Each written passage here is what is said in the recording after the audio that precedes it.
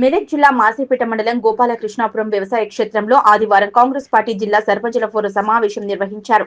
సమావేశానికి రాష్ట్ర అధ్యక్షులు ఆశాదీప్ రెడ్డి, నర్సాపు నియోజకవర్గ ఇన్ఛార్జ్ ఆవుల రాజిరెడ్డి హాజరయ్యారు. ఈ సందర్భంగా మెదక్ జిల్లా సర్పంచుల ఫోరం అధ్యక్షుడిగా మనోహరాబాద్ మండలం కొన్నేపల్లి సర్పంచ్ మన్నే కళ్యాణ్ ను ఏకగ్రీవంగా ఎన్నుకున్నారు. వర్కింగ్ ప్రెసిడెంట్ గా మాసేపేట సర్పంచ్ కృష్ణారెడ్డి, ఉపాధ్యక్షుడిగా సంధ్యా రామకృష్ణలను ఏకగ్రీవంగా ఎన్నుకున్నారు. ఈ సందర్భంగా వారు మాట్లాడుతూ గ్రామాల్లో నెలకొన్న సమస్యలను పరిష్కరించేందుకు కృషి చేస్తామని, రాష్ట్ర వ్యాప్తంగా సర్పంచుల సమస్యల పరిష్కారానికి కృషి చేస్తామని పేర్కొన్నారు. ఈ కార్యక్రమంలో సర్పంచుల ఫోరం వ్యవస్థాపక అధ్యక్షులు భూమన్న యాదవ్, రాష్ట్ర ఉపాధ్యక్షులు చంద్రశేఖర్, లీగల్ అడ్వైజర్ వీరభద్రాచారి, గజ్వేల్ మాజీ ఎమ్మెల్యే నర్సారెడ్డి, నియోజకవర్గ ఇన్ఛార్జ్ ఆవుల రాజిరెడ్డి తదితరులు పాల్గొన్నారు. అదేవిధంగా నూతనంగా మన జిల్లాలో సర్పంచులుగా ఎన్నుకోబడ్డ పార్టీలకు అతీతంగా అందరికీ కూడా శుభాభినందనలు తెలియజేస్తూ సర్పంచుల సంఘం విధి విధానాలు అనేటివి ఫస్ట్ సర్పంచులు అందరూ కూడా అవగాహన చేసుకొని సర్పంచుల సమస్యలను మీరు ఎన్నో చూసి సర్పంచులు పేరుకు సర్పంచ్ ఉంటుంది, మీద మిటమిట లుటలుట. ఈ ఎన్నికలు చూసినాక నాకు అనిపించింది, మొన్న ఖర్చు చూసినాక నిజంగా ఎంతమంది ఆగమైపోతారో ఏమవుతారో అని భయం అయితే నాకుంది. మీరు ఇక్కడ వేదిక నిర్వహించిన సర్పంచ్ సంఘం వాళ్ళకు కూడా మీకు సూచన, చాలా మంది ప్రతిష్టకు పోయి సేవ చేయాలనే గుణం ఒకవైపు, ఖర్చేమో పోటీతత్వంతో పెట్టిన ఖర్చు, ఇంకా సమతుల్యత ఎంతవరకు పాటిస్తారు, రేపు నిజంగా ఫ్యామిలీని వాళ్ళ రాజకీయ వ్యవస్థను ఎట్లా బ్యాలెన్స్ చేస్తారు, వీళ్ళ మీద ఆశలు ఉంటాయి.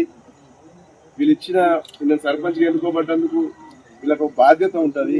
వీటిని అన్ని బ్యాలెన్స్ చేసుకోవడం అంటే వాళ్ళకి మెంటల్ కండిషన్ చాలా స్ట్రాంగ్ ఉండాలి.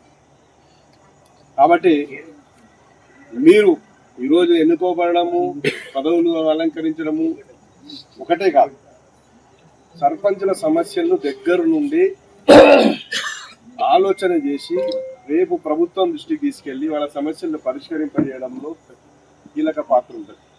పదవులు పేపర్లలో రాసుకోవడానికి పరిమితం అవ్వకుండా, మన వ్యాపారాలను దాన్ని వాడుకోకుండా ప్రజలకు నిజమైన సేవ చేయాలనే ఆలోచనతో ముందుకు వచ్చి పదవులు తీసుకుంటే శుభ పరిణామం.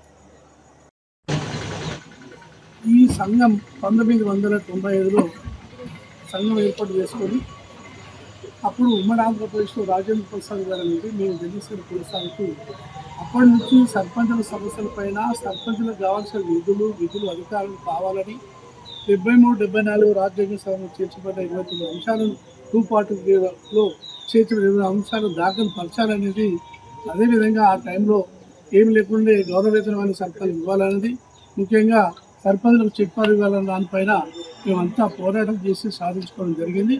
ఆ 95 నుంచి దాదాపు 30 సంవత్సరాలు నడుస్తున్న సందర్భంలో ప్రతిసారి కూడా ఈ యొక్క సంఘాన్ని పార్టీలకు అతీతంగా, కులాలకు అతీతంగా ఏర్పడడం జరిగింది. మొదటి నుంచి కూడా ఏ పార్టీ అయినా, అన్ని పార్టీలు, కాంగ్రెస్ పార్టీ, తెలుగుదేశం ఉన్నా, సిపిఐ ఉన్నా, బీజేపీ ఉన్నా, టీఆర్ఎస్ కలిపే సంఘం కులాలకు అతీతంగా, కులాల ప్రాతినిధ్యం తీసుకొని మేము సంఘం ఏర్పాటు చేసుకుంటూ 30 సంవత్సరాల నుంచి పోరాటం జరుగుతుంది. మరి గతంలో కూడా 2018లో చాలా ప్రాబ్లం ఉండే. జాయింట్ చెక్పర్ ఉప సర్పంచ్ పెట్టినప్పుడు మేము ఫైట్ చేసినప్పుడు జడ్చర్లో 6000 మందితో మీటింగ్ పెట్టినప్పుడు తెల్లారి సీఎం కేసీఆర్ గారు పిలిచి మీటింగ్ పెట్టి మీ యొక్క చెక్ పవర్ తీసేస్తాం, ఉప సర్పంచ్ని ప్రభుత్వ ఉద్యోగులను పెట్టాలని చెప్పేసి మేము డిమాండ్ చేయడం జరిగింది. ఈ ట్రాలీ టాంకర్ అనే విషయంలో కానీ గ్రామ పంచాయతీ సిబ్బందికి ఇచ్చిన 8000 రూపాయలు ఏదైతే ఉందో వేతనాలు, మా యొక్క డిమాండ్స్ కానీ చాలా డిమాండ్లు మేము కొట్లాడుతూనే రావడం జరిగింది. మరి ఆ సందర్భంలో జాయింట్ చెక్ పవర్ ఉప సర్పంచ్తో పెట్టడం వల్ల ఏమైంది, సర్పంచులేమో సర్పంచులే ఉప సర్పంచ్ ఇంటికి వెళ్ళే పరిస్థితి వచ్చింది. ఆ మహిళలు 50% మహిళలు కూడా ఆ విధంగా సతాయించారు. చాలామంది సర్పంచ్ గతంలో కేసీఆర్ దృష్టికి వెళ్తే 2 నెలలు ప్రకటన చేస్తా అని చేయలేదు. మేము ఢిల్లీ కూడా పోయిన 50 సర్పంచ్ తీసుకొని సెంట్రల్ సరిపోయి కూడా ఈ ఫండ్స్ రిలీజ్ చేయట్లేదు, దాంట్లో చెక్కులు వేరే దిక్కు ఫండ్ డైవర్ట్ చేస్తున్నారు కాబట్టి అని చెప్తే అట్లా కూడా చూసాం. తర్వాత ఇట్లా చేస్తలేరనే ఉద్దేశంతో ఈరోజు ఒక 2.5 సంవత్సరాల తర్వాత ఒక లోకల్ అంటే ఒక గ్రామ స్థాయిలో ఒక ఎలక్షన్ జరగడం జరిగింది.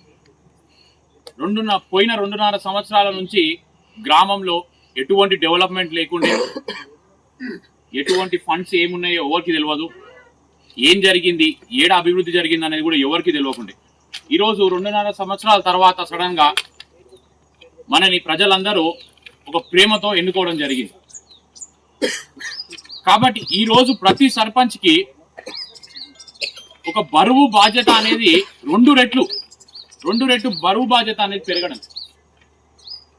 వాళ్ళకి ఈరోజు ఫండ్స్ కూడా మన సీఎం మన రేవంత్ అన్న గారు చిన్న గ్రామాలకి 5 లక్షల రూపాయలు, పెద్ద గ్రామాలకైతే 10 లక్షల రూపాయలు ఇస్తామని ఆల్రెడీ హామీ కూడా ఇచ్చిండు.